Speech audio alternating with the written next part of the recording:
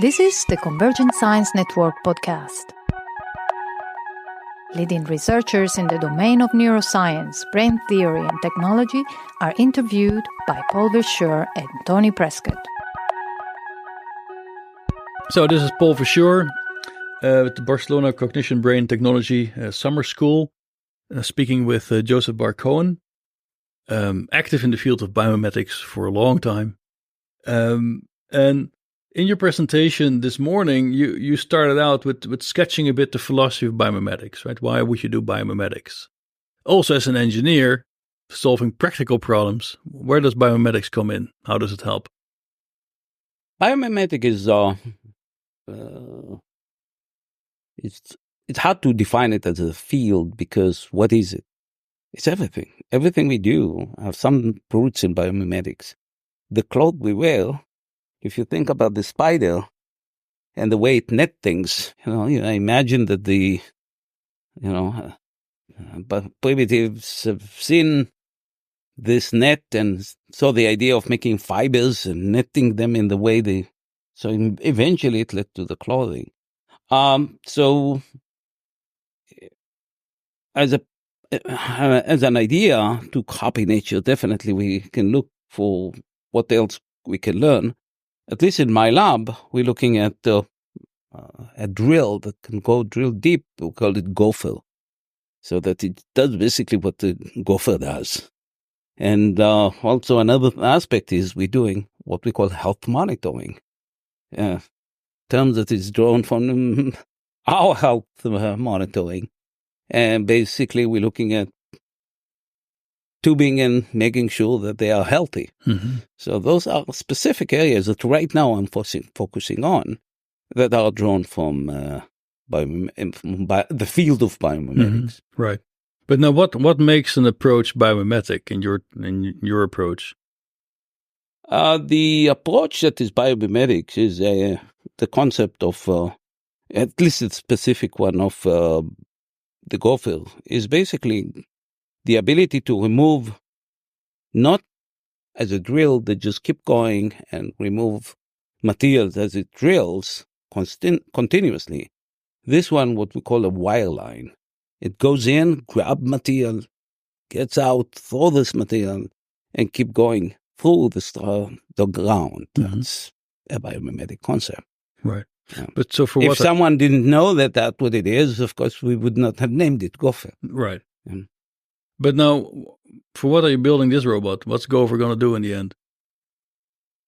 This is not a robot. Mm-hmm. But in terms of robots, I am working on, at least at this point, it's a proposal. We worked on a rover like that has legs.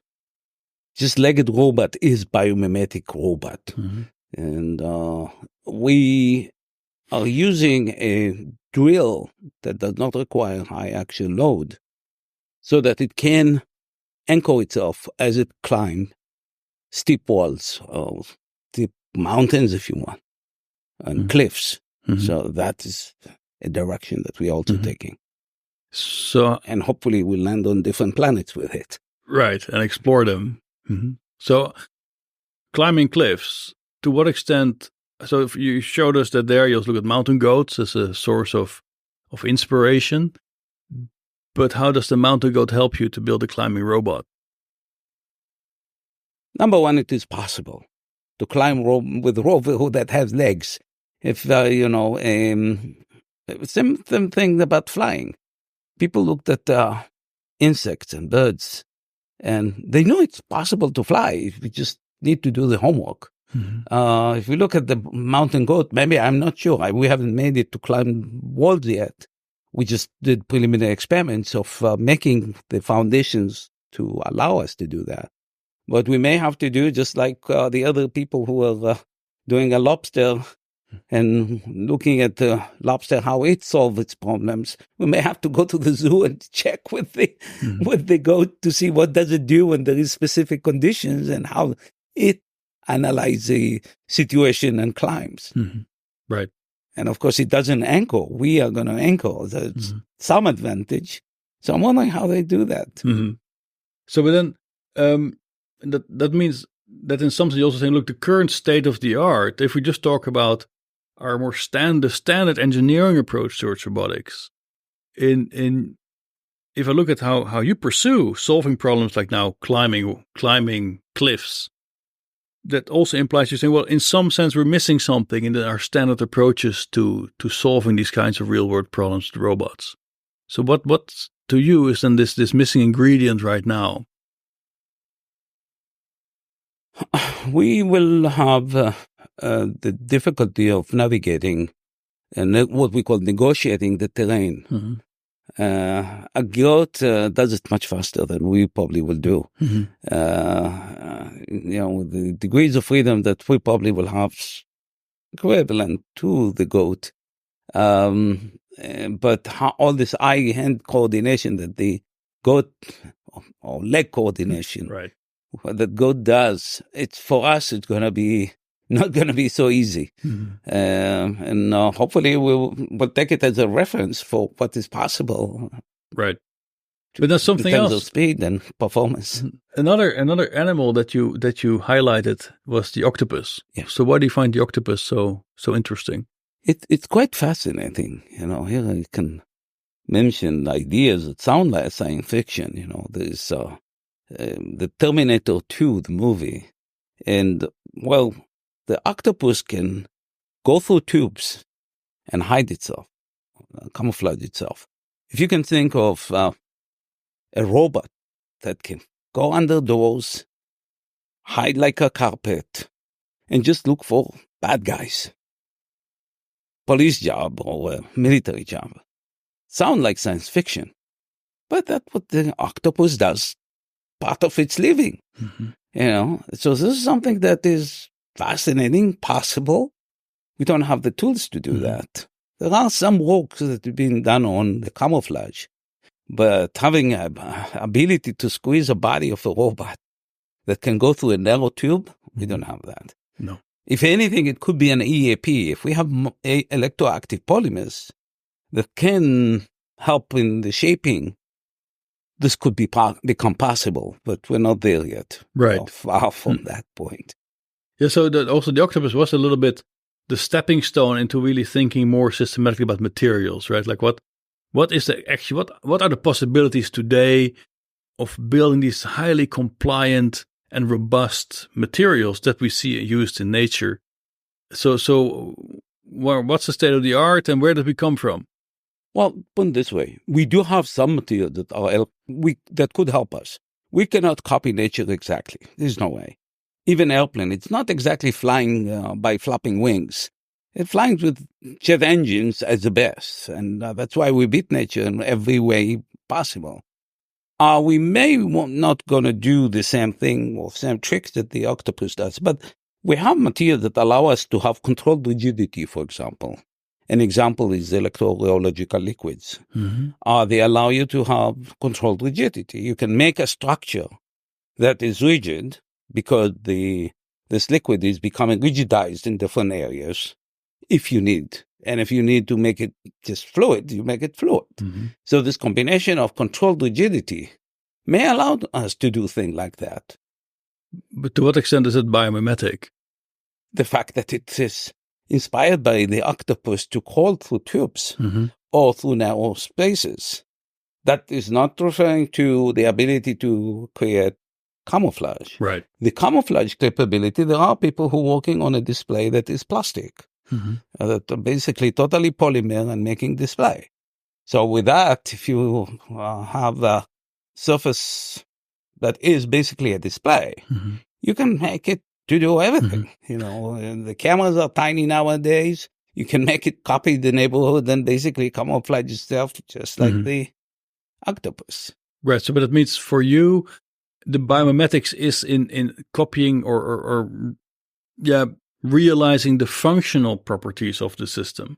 So, for instance, for you, it's not necessary that the way the material controls its rigidity is done at a mechanistic level, at the way that approximates the octopus a solution. It can be a different kind of solution, like with these special materials talked about, that can change their rigidity in a controllable fashion. Right. I mean, copying nature is many times is impossible.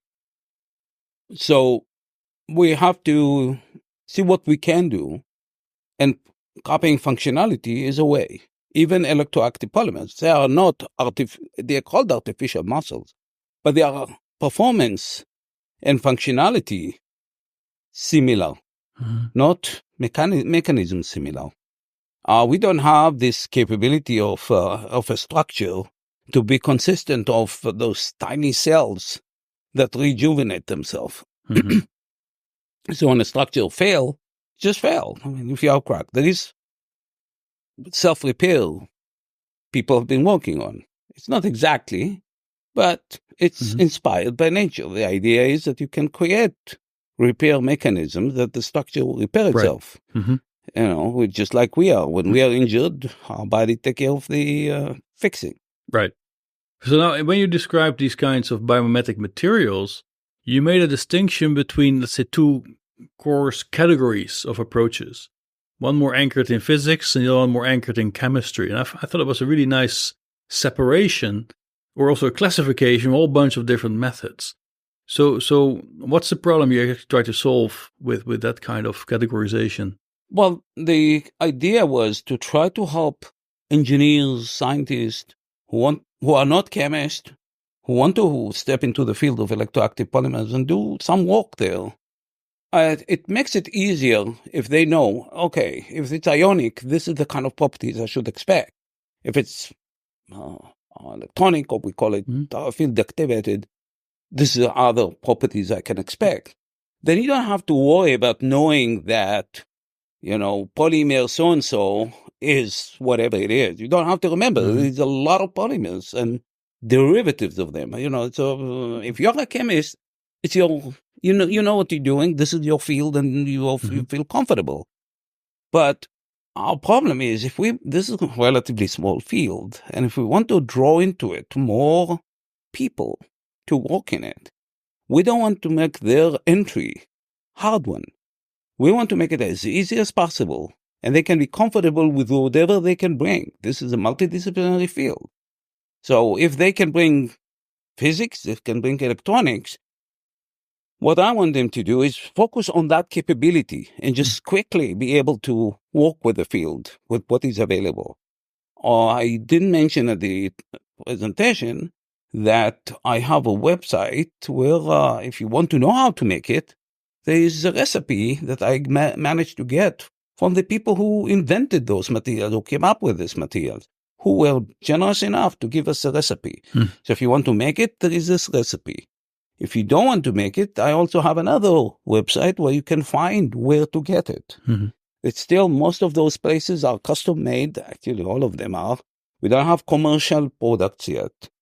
So you may, when you buy, it's a little bit more expensive because it's still one of a kind. So when you order, they have to make it for you rather than they already made millions and the cost is divided, unfortunately. Sure. But now, what are the key features of this, let's say, physics-based approach to artificial muscle? It is not just necessarily physics-based. It's a type of material. Okay. There are, as I mentioned, some of those materials that are driven by just electric field. By the electric field makes them respond. There is a rheological liquid is one of them, where you get rigidity, or they contract, or change shape, or whatever happened to them as a result, mechanical result of this electrical field stimulation. And it takes a lot of voltage. It could be in the thousands of volts, as opposed to the chemistry type that require relatively low voltage, and they are chemistry in action. You know, when you subject them to electric field, it's not the electric field that drives them, it's the current that goes through them.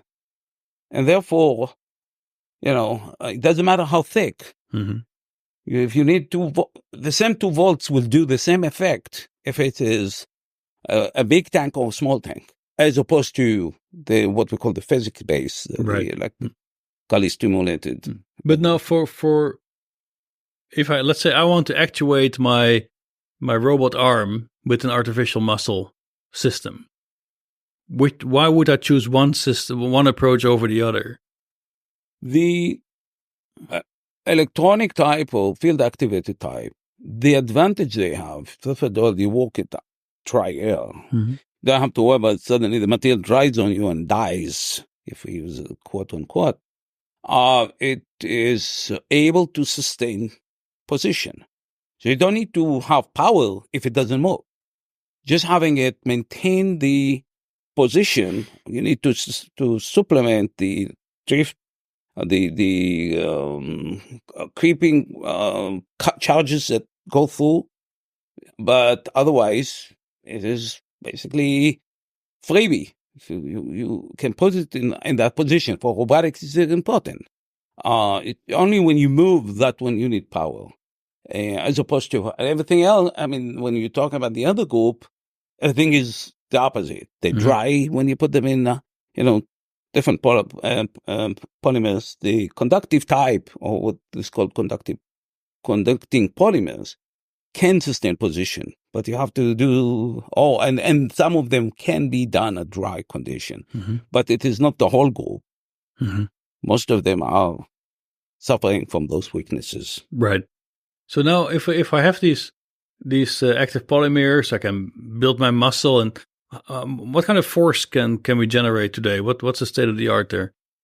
Well, to simplify it, there were demonstrations at the conference that I chaired in San Diego, where the highest anyone was hanging mass on and able to raise and drop was in the level of 10 kilogram. So that gives you an idea what kind of forces you can generate with them, with the practical size. But then how much of this material do I need to lift 10 kilograms or to pull 10 kilograms on the string? The group from EMPA created those actuators, in 2005, and they needed ropes that are about centimeter diameter by about 20 centimeter long, and they used a group of those, if I'm not wrong, something like 20 of them, just so that they could hang bottled water of 20 kilogram, I'm sorry, 20 liter, if I'm not wrong. Those are the numbers. Okay. But just to give you a rough idea. Right, but are we in a range that you also have a power density of this material that starts to become comparable to what we see in nature? Yes, we do have the power density, but on the small scale, and it is not, if you, in order to make it intuitive, the comparison, I have this arm wrestling challenge, because it gives you a gauge where we are. And when we compare a system where you have a control and the driver and electronics and everything combined to a system, rather than someone sat down in the lab and just measured somehow how the actuator does it, then we are at the point of one order of magnitude weaker performance of the actuators, the speed of the actuator, the force of the actuator, the speed of the actuator. So we have some way to go, quite a bit of way to go. Okay. So, but now the next step up, it might be nice to have these muscle type solutions for actuation, but it raises a whole bunch of new questions about control, because in some sense it goes far beyond, or it's actually a completely different form of control than what we would be used to in robotics. So how do you see that pan out? Well, we will have to learn how to control these materials. People have been working on control, and there's a lot of sessions in the conference on EAP in San Diego that are dedicated to the topic of control. Just for simplicity of intuitive feeling about it, you walk in the street and your hands are not rigid, attached to your body. They just swing without doing anything about it. It's just like a pendulum, and you don't even think about it. And then when you want to make a watch, same hands suddenly become precision tools. So we have this ability to control this flexible hands, because we have bones in them, make it helpful. We do need to understand how those materials work and somehow be able to do the needed control. We have to remember that if a muscle like that activated an object, the damping is not as rigid as if it was a piezoelectric material moving something. So we have to take those into account. But I'm sure with time we'll be able to deal with it much better. Right. So now, as sort of the current state of the art in this field also of humanoid robotics, we could take Robonaut, right, which NASA is now just is testing in space. So what can Robonaut really do today? What are sort of the capabilities of these systems? Robonaut is not driven by EAP. Mm-hmm. It has motors in it. And of course, the mass is significant because those motors are not lightweight like EAP. The capabilities you probably could see in the internet. There's quite a bit description of the Robonaut and what it can do. And of course, soon, hopefully, we'll see it soon in performance in space. Right. So since it is not related directly to my work, there's so much I want to talk about it. But as I said, it would be nice if we could drive it with EAP. No, exactly. So the question is, how far in the future do you see that link up happen? That we can look at, let's say, robots we can really use effectively in different tasks that are now driven by these more biomimetic materials? Predicting the future is very difficult. At least one thing I can say. I see the time to this happening is getting shorter now because more large industries are now backing producers of EAP. There's a group in Denmark, there's a group in Switzerland, and there's a group in the US and San Francisco called Artificial Muscle. And the specific one, I will mention the one in Artificial Muscles, where Bear, the drug maker, is behind them. They purchased this company, and right. So they have good backing. And they're starting to make commercial products.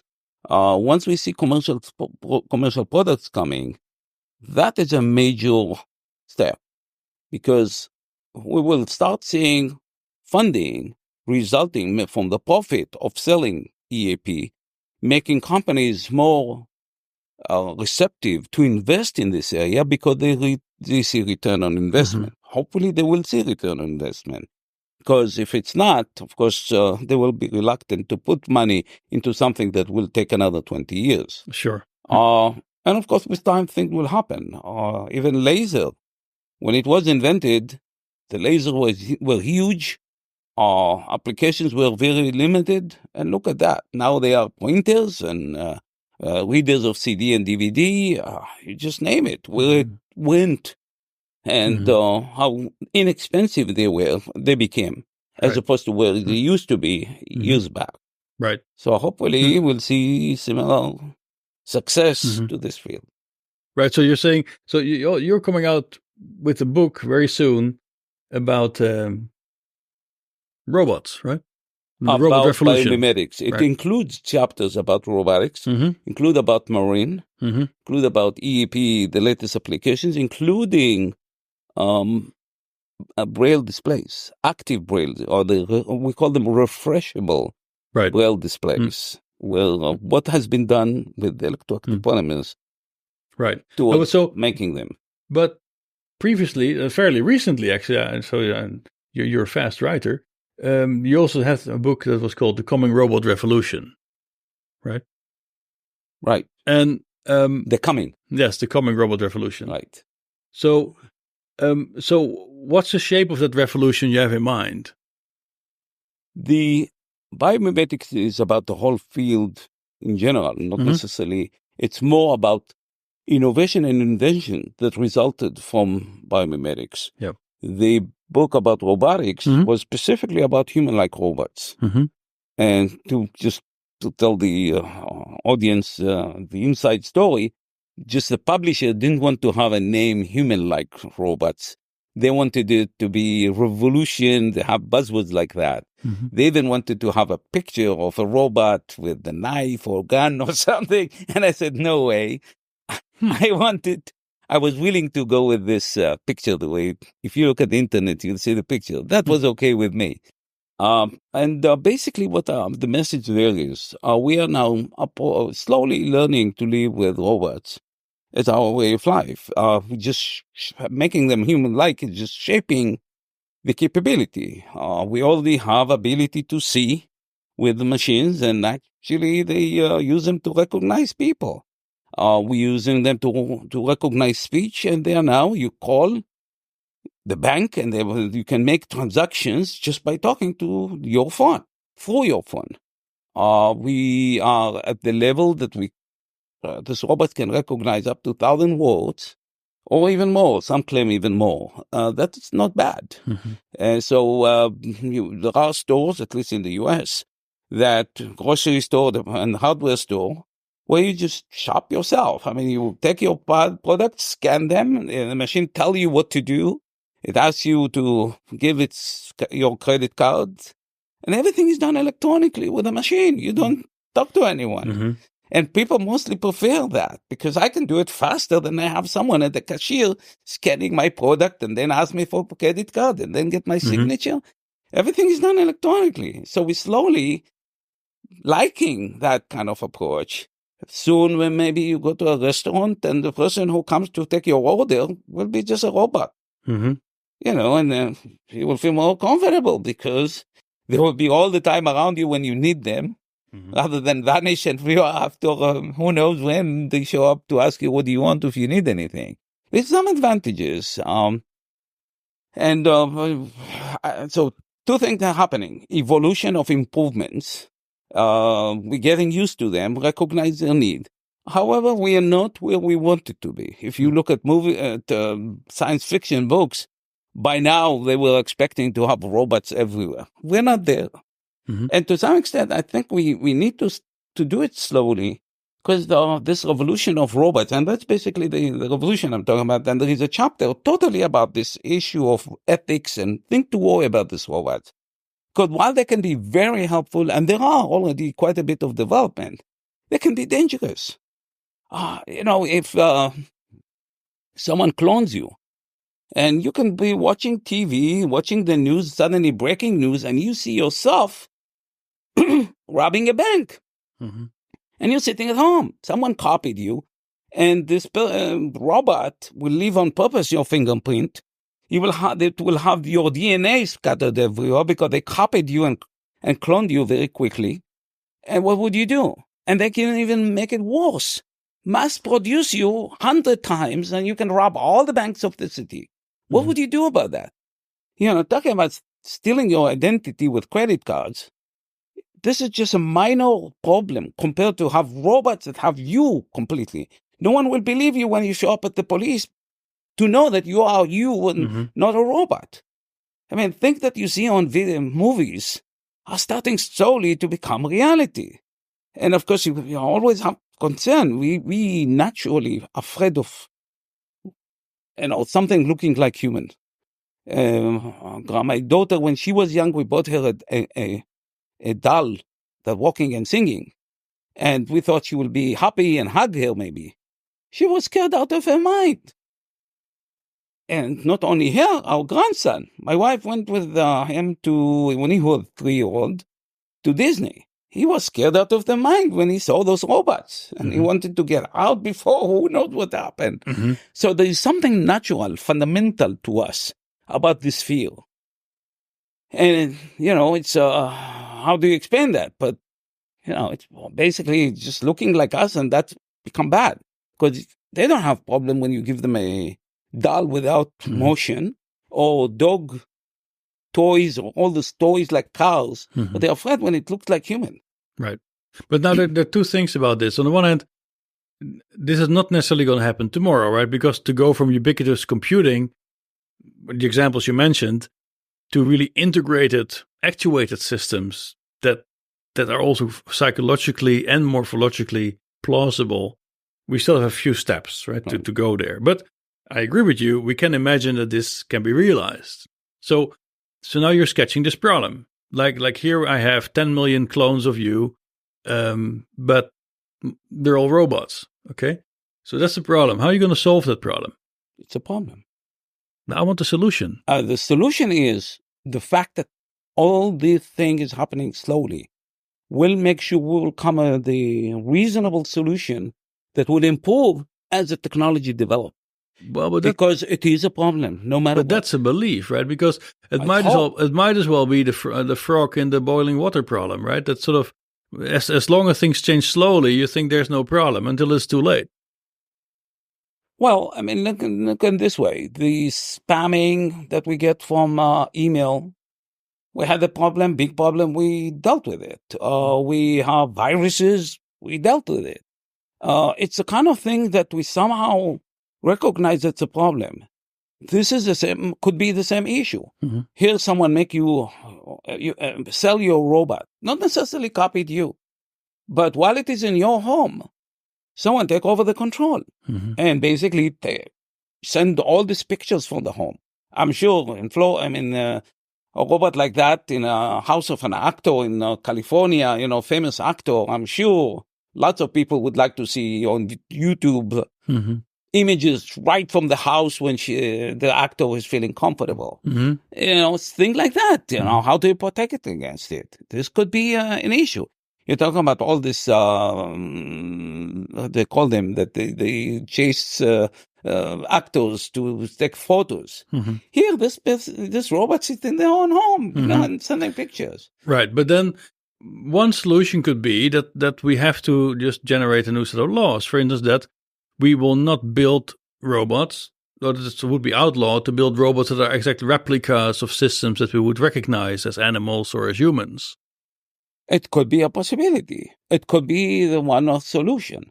On the other hand, we are trying to build robots that will look like animals and perform like animals. So one other angle of fear I have of this is that we build all these birds that will fly, and if we use them in a war, will make the enemy kill all the birds because they don't know which one is real, which one is not.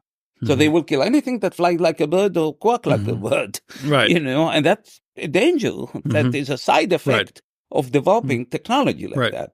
What would we do? Not develop this kind of technology? Well, that's the question, right? So if we say, look, we're not going to build replicants because otherwise we have the same problem as in Do Androids Dream of Electric Sheep of Philip K. Dick or Blade Runner, that in the end we had this massive difficulty to actually recognize or distinguish the replicants from the robots from the humans, and that is this Kropf-Voigt test for that, to look at emotional responses. So this could be a possible future danger of, let's say, biomimetics at this morphological level. Is that a reason not to do it then, if you take that angle? I'm put this way. It's important to know what can go wrong. I mentioned that in my lecture. Knowing that something can go wrong is important. Hide it under the carpet, that's bad. But if electricity it has its negative too. Stick your finger with a nail into one of the poles, you will die. It doesn't mean that we're going to stop using electricity. Cars kill people. We have, in the US, we have 50,000 people die every year in accidents. We still drive. We have laws, we improve safety, we're doing a lot of things to improve, but this has become, we cannot live without them. Robots, maybe at the beginning, we probably will be able to live without them, but soon, once they become part of our life, it will be the same problem. We'll have them causing trouble, making mistakes, software go haywire. Right. But we'll have to somehow deal with what could go wrong while we enjoying the benefit. There are expected a lot of benefits from them. And I can imagine a lot of them, Japanese recognize it even more than any other society because their society is declining. There is more elderly than youngs, and they're looking for people to help the elderly in nursery home, for example. And they're making robots to help them, remind them of medication, making sure they're okay, just be around them, make sure that everything under control. So they are using them. So they're slowly getting into their life. But the acceptance of these robots is not necessarily very high. I mean, there are cases where these robots were introduced in, let's say, nursing homes, but the humans were not very pleased with them. They actually didn't like it. I'm put this way. if you go to a friend and they introduce you to the new robot they just got, and the robot made incredible meal, cleaned the dishes, took the garbage, did it all efficiently without breaking anything, guess what you're going to do? You're going to go home, look at the internet where they sell those, and order one. It's just a matter of time. Right. Of course, when it comes to your home, it will start breaking dishes and everything else. But then you have to deal with it. But I'm sure, with time we'll improve on that. Because even everything you will remember of technology at the beginning, there were flows of, childhood diseases. Problems, yes. And look where it is today. Yes. So, but now, what do you mean with the notion of human-like robots? Why is that important? Well, the human-like aspect is, you could have machines that look like human, but we feel more comfortable with human. I mentioned that too. It has to be our size to begin with. If you want it to be useful for us, if it's can you get me this bottle? And the bottle is on the table. If the robot is too short, by the time you get me the bottle, I'll be thirsty like the hell, Or if it's too big, it will be so clumsy and it won't even be able to get through the door. So I want it to go through your door, open the door comfortably, and I want it to do all the things we can do. So if it can do it, it probably would be nice if it has the same capability we have. 5 fingers in each hand, 2 hands. I don't know, maybe useful to have more, but probably evolution already found that it's better management of the space around us to have 2 legs and 2 hands rather than have multiple, even though the solution on a smaller level, lower level life was that there is more of them. A spider has 8 of them. Right. And of course, if we find useful, we'll do it. It's just an development evolution. So the other aspect is we are very comfortable with communication with human language, body language. If I smile, people appreciate that I'm happy. And of course, if I'm angry, this is all expressed through the face. So if you want to talk to your robot and the robot does something stupid, instead of programming so that you can say, I'm angry, you just show angry face. That's it. Especially if the general public is starting to use robots rather than those who don't care about sitting and programming, which is what we do anyway. So it would be nice. And look what suddenly social media is doing with computers. No one would have imagined that suddenly every kid will have to have a computer so that they can communicate with Facebook and what all this capabilities that we have today. Even though computers were made initially for computational, it was computation machine.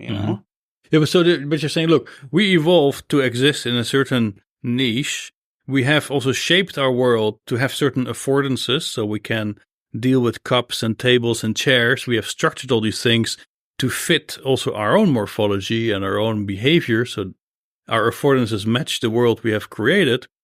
So you're saying to insert robots in that, they must match that similar set of affordances, and that's why they should be human-like.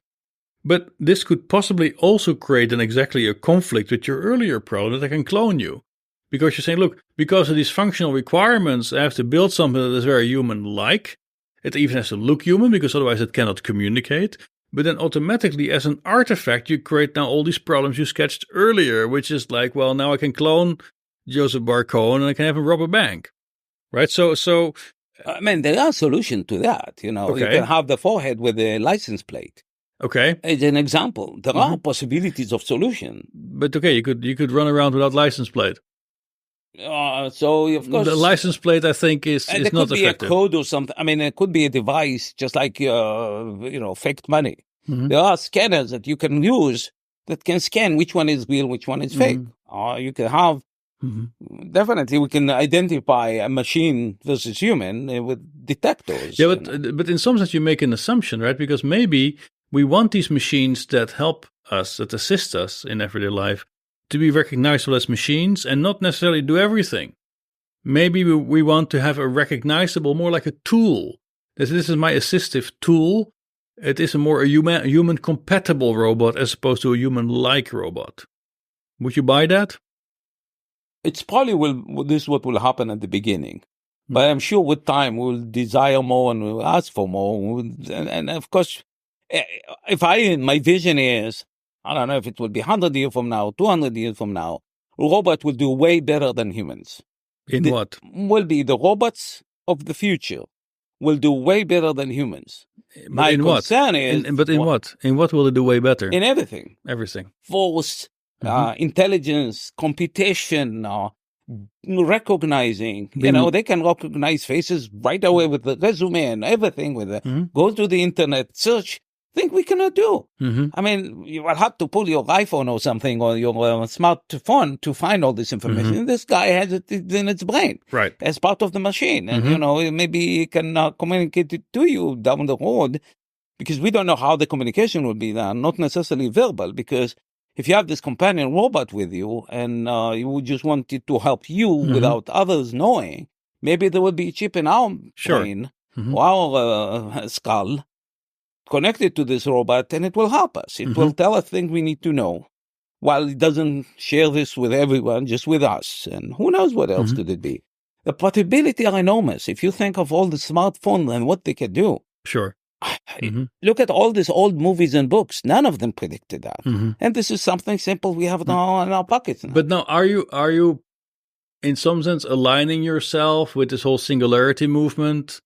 And people like Kurzweil who would say, look, there is sort of this disastrous future in front of us when the machines will take over. It's a bit like a Terminator scenario, right? Like you build Skynet and it becomes conscious that takes over the world and we're lost.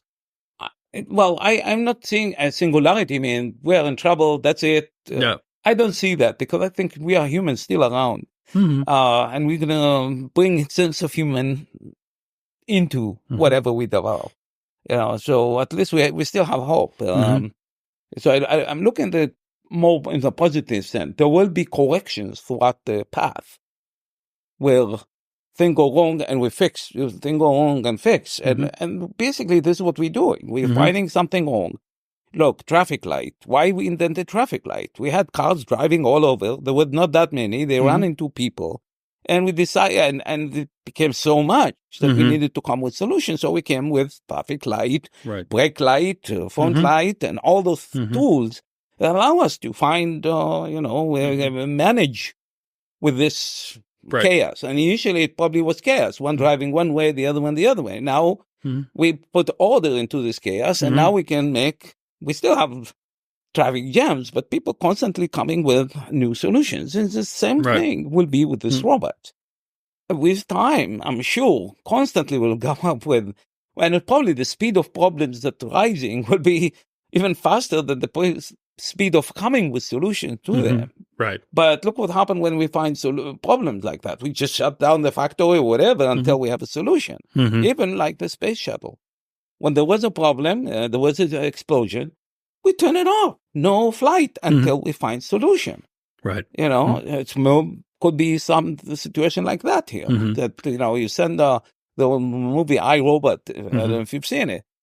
They marketed defective robots, so somehow they're all out there and going haywire. Right, exactly. But there are two things. No, there are two things about this, and that's traffic lights. I think is a good example, right? Because the sobering observations that traffic lights are actually still hopelessly primitive. I mean, the way we regulate traffic in cities is actually terribly inefficient, and there we still have a long way to go.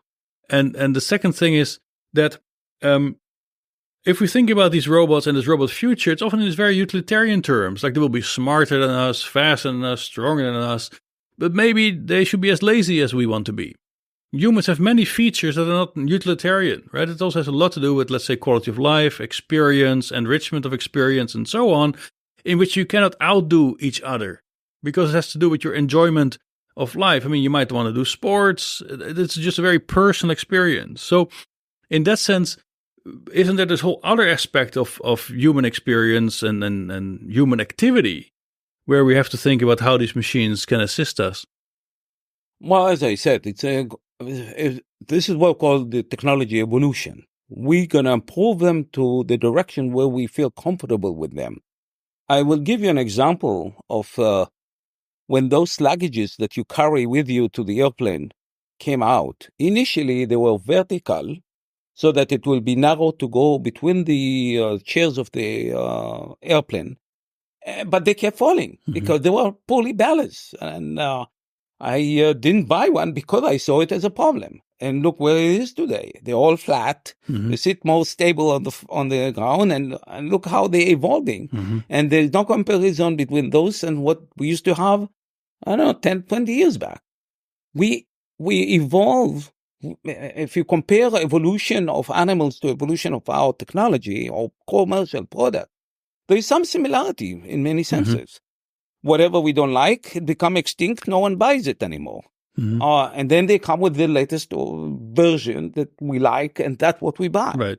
So it will be the same thing. One thing, of course, I will be concerned, talking about quality of life. So while things have improved our life, like the cell phone, we're constantly busy. I used to, go to a conference. No one hear from me. I don't hear from anyone. I just enjoy, relax. Now I have a laptop with me. I have an iPhone with me, and I constantly, while I'm listening to the talk, I make sure my what I call business is running smoothly because I'm taking care of things. Things that I would have waited, and probably it would be disastrous consequences by the time I arrive. But this is what it used to be.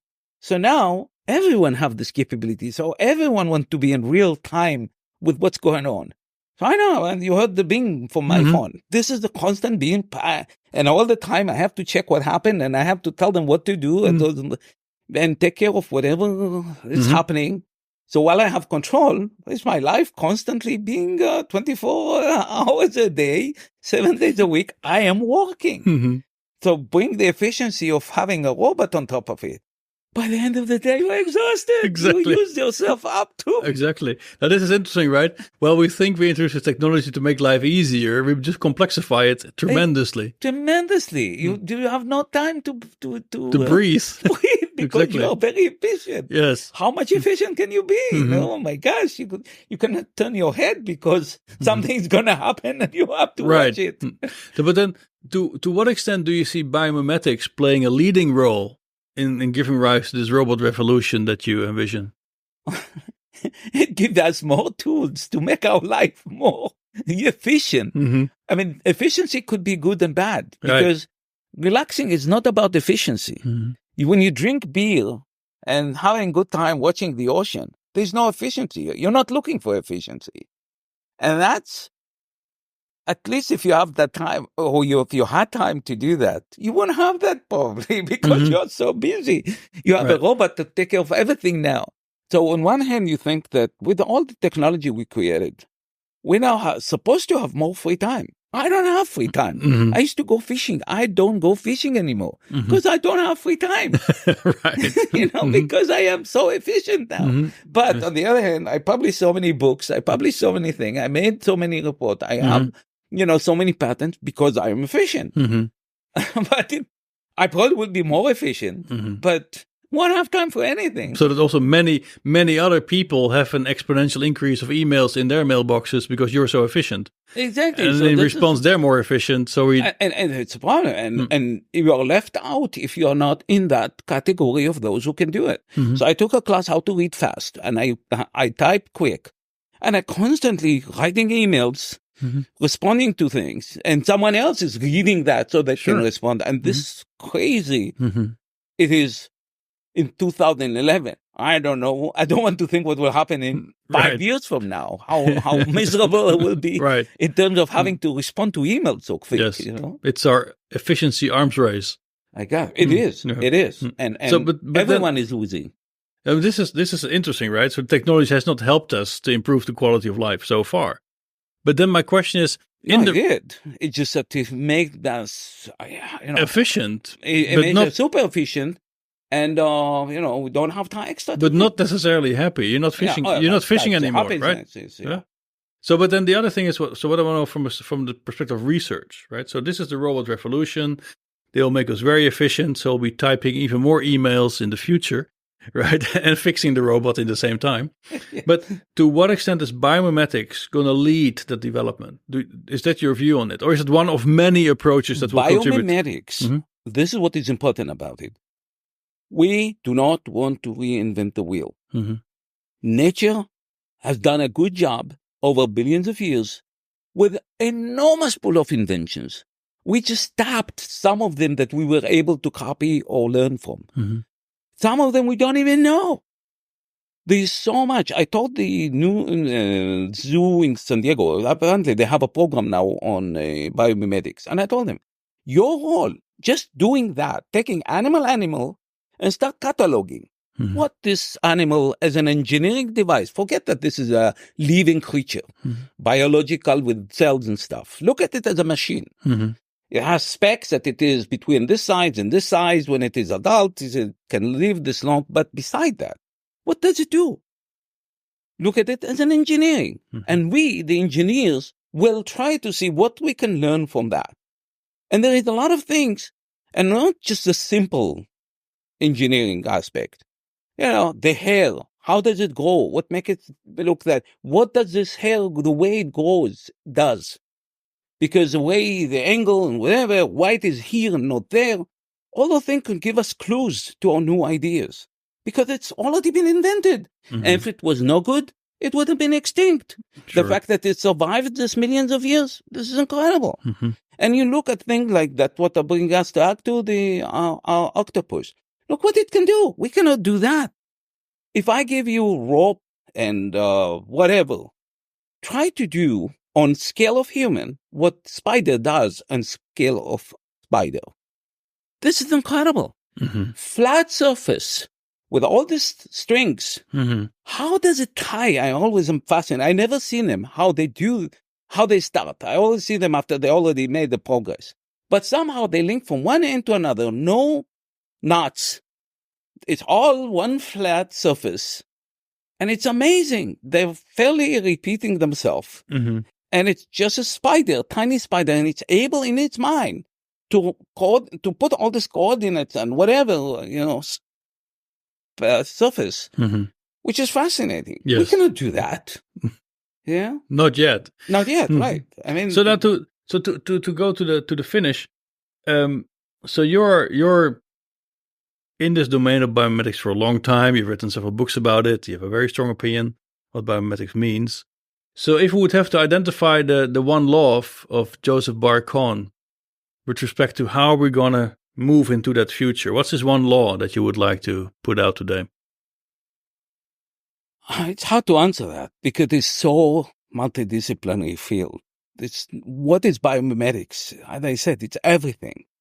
What I'm hoping, there will be some kind of a handbook one day where we have everything we know about about animals. Everything we know, because maybe we know, but someone else doesn't. So that new engineers will have this catalog of, and it's going to be complicated, how multidimensional. How do you catalog that? By animal type, by insects, animal, birds, whatever, by materials, by whatever, because everything is biomimetic to some extent. And if we somehow one day we are able to make an airplane with cells that rejuvenate and self-repair and make sure that it maintain all the things that it needs to maintain, and that could be a good biomimetics lesson. The fact we make cars the same, and if they are somewhat, not exactly, then these cars that are not exactly are flawed. They won't perform as good. Look at us. You could be this short and you could be this tall, and all will do the same. They will be able to climb stairs. They will be able to climb trees. They will be able to write, read, do all the things we know how to do without being exactly. And if once we die, our body become bones. And when you look at it, it's not connected. Nothing physically, rigidly connect everything. It's all scattered. We make our structures bolted down, glued permanently. We need to learn something how to make structures that are not exact. Actually, we don't want to look exactly the one like the other. Twins have a lot of problems sometimes of people recognize who is who. We have identity. We like that. So something like that, structures that are different. Right. It's nice. There are people already designing robots with identity and appearance difference. So the law would then be imprecision is power, something like this. Then the second question would then be, okay, for we talked about, let's say, predictions that go pretty far into the future, up to 200 years was the last number we discussed there. But if you would have to make a prediction that we can validate with you 5 years from now, so we get you back here next interview and get, look, 5 years back, you gave me this prediction, and now you're going to tell me whether you succeeded or you failed. What's that prediction? That's a hard thing to do. I'm sure I'll be wrong. Most likely. Just to make it simple to understand, if you had a time machine and you just move 2 years from now, lots of things are different. You don't even know what they're doing.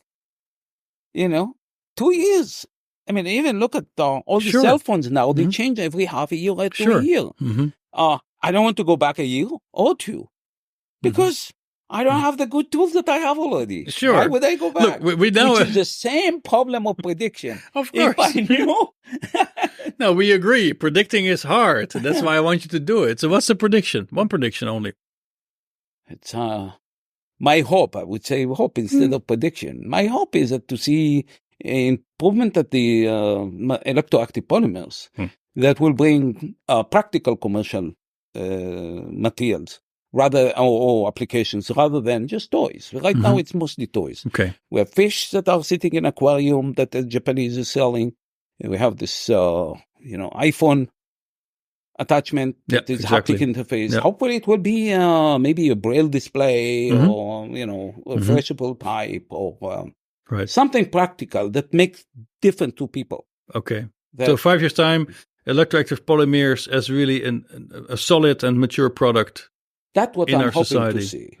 Okay. Great. We'll be back to check. Hope. Okay. Yoseph Bar-Cohen, thank you very much for this conversation. Thank you. Okay.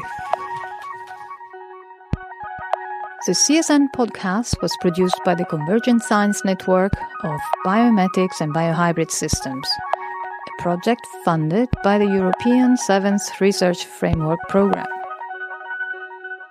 For more interviews, recorded lectures, or upcoming conferences in the field of biomimetics and biohybrid systems, go to csnnetwork.eu. And thank you for listening.